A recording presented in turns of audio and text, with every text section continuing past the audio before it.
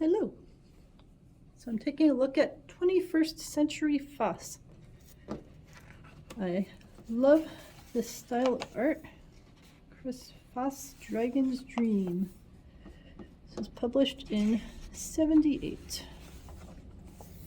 We got some introduction telling us about his life. He was born in 1946 in Devon, England. He clearly loves science fiction stuff. A lot of beautiful details in this. So it both has a painterly feel to it, but also you get a sense that it could be a real object. So there's enough detail in there to give a realistic sense, but we still know that it is a drawing of that item and not a photo of that item. So this is talking about Dune. I love Dune, so that's part of the reason that I love his artwork. The pirate ship, just the colors that he uses, and these structures.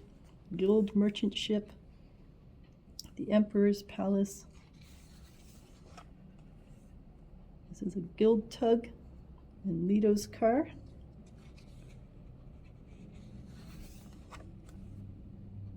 Harkonnen flagship. Oh, all right, this is the Harkonnen flagship. I was going to say, it doesn't look like a flagship. It says a floating land, energy radiating column. All right, that makes much more sense. But yes, lots of very interesting images. These are from Superman. Alien. This is the Leviathan. And then the Leviathan in the different version. So part of the challenge when you're doing things on spec like this is that you have to draw it based on what their world is saying. You have to draw it, in Dune's case, based on the Dune world to make it realistic based on how things are described in Dune. And in the case where someone has written a new story, you have to work with them to try to get things that fit what their vision is. So sometimes that is fun. Like I love drawing things in the Tolkien world for hobbits and that sort of thing. But then sometimes you want to do things out of your own world where you're not being constricted by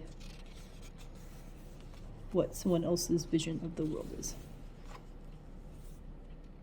So now we've got some, these are done for the Reader's Digest. This one was done for a Piccadilly cigarette advertisement. So if he really likes to draw planes, and then someone is interested in using a picture of planes that he's done, then that is a wonderful win-win for an artist. And this is interesting. It's talking about a spaceship here, but then the very ancient ground drawings. Secret forces of the pyramids. So there's a mix of items in here. Some that are spaceshipy, some that are more realistic based on our planes and environments. But in general, he's a fan of flying things, spacecraft things. This is from Currents of Space by Isaac Asimov.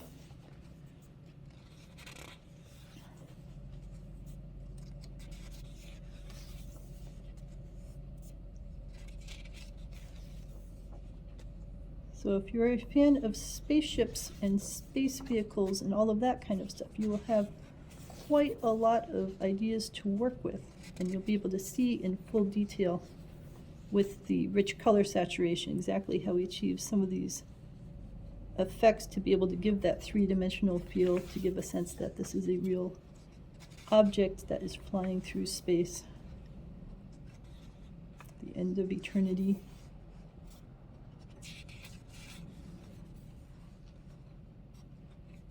So I am a fan of science fiction, so I enjoy these. I think out of these I enjoy the Dune ones the best, maybe just because I am such a fan of Dune, but also I think because they involve a context, not just a spaceship out in space, but they have the different cultures that I understand. Like this one is the Foundation trilogy, and that's a series that I enjoy immensely. So I think part of it for me is when I see a picture and I know the background, then I can make the connections between how the vehicles or whatever are designed and what that represents for the cultures they're related to. But for some of these others, I can just appreciate the quality levels of the shading and the shininess of the object and so on.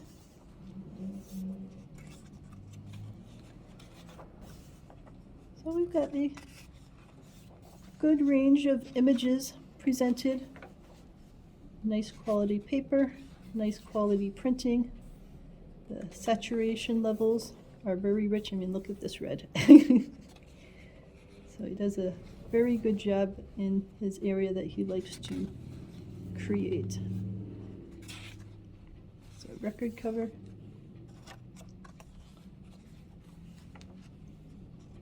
And I think it's clear that he likes spaceships. So if you are a fan of spaceships, you are going to get quite a lot to be able to enjoy and work with. And if you are not a fan of spaceships, then this might not be the book for you. It could certainly be interesting in terms of the use of light and shadow and drawing the eye.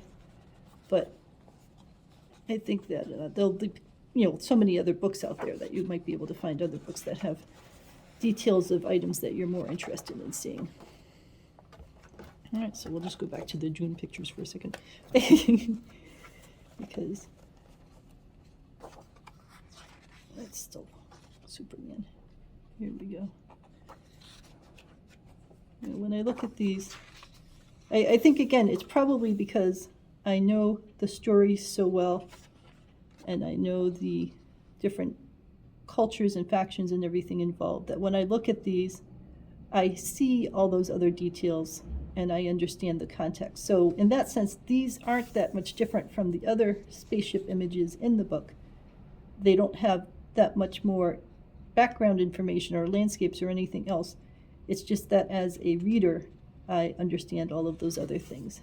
So I think that part of the appeal this book may have to you is if you know some of the stories behind the scenes and you can fill in all of those details. But again, if you're really interested in spacecraft, then just all of them will be fascinating to you because of the spacecraft images that they have in a wide range of options. So this is 21st Century Foss. Let me know if you have any questions.